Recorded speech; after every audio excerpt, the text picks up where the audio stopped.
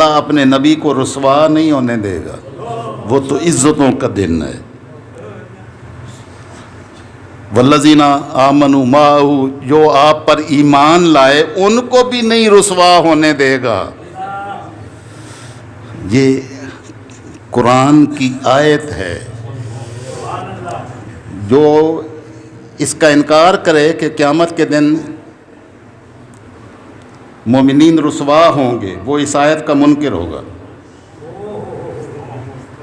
قیامت کے دن مومنین رسوا نہیں ہوں گے، لیکن مومنین کی بات کر رہا ہوں، پہلے مومن بننا ہوگا، مومن بننا ہوگا۔